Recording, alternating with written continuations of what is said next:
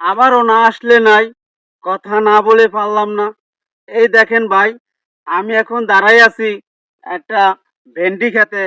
দেখেন আমাগো দেশে কৃষক ভাইয়েরা কিভাবে ভেন্ডি চাষ করছে। কত বড় বড় বড় ভেন্ডি গাছ, এবং ভেন্ডি কিন্তু অলরেডি হয়ে গেছে। এখান থেকে কিন্তু আপনার আহ, বেশি কোনো ভেন্ডি না।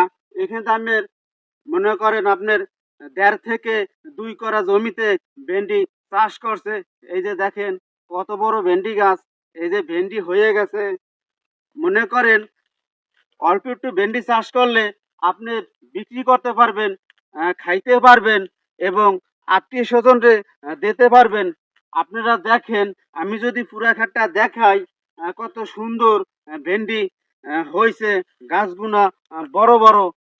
আমাগো দেশে ভেন্ডি এইভাবে চাষ করে।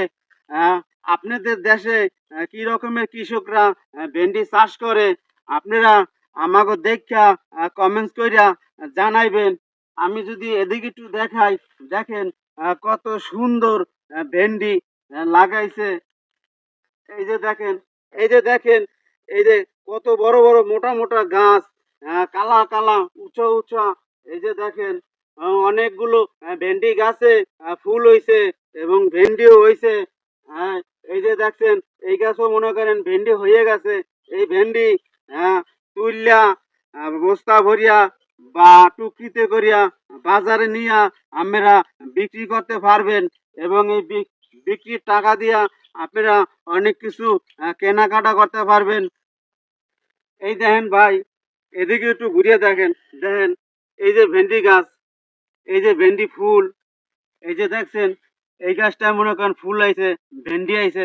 অর্থাৎ ২-১ দিন পর পর যদি আবার ঘাস মারিয়ে দেন ভেন্ডি তোলার পরে, তারপরে কিন্তু ভেন্ডি গাছ আবার ঝাঁকঝাঁকাইয়া বড় হয়ে যাইব। তারপর কিন্তু আবার আমরা ভেন্ডি তুললা বাজারে বিক্রি করতে পারবেন। তাই প্রিয় বন্ধুরা, ভাইরা, আপনারা এই, আপনাদের দেশে কি রকমের ভেন্ডি চাষ করে কৃষকরা, আহ, আপনারা কিন্তু কমেন্টসে জানাইবেন। আর আমাদের দেশে কৃষক ভাইয়েরা কিন্তু এত বড় বড় ভেন্ডি গাছ চাষ করে এবং বড় বড় ভেন্ডি হয়।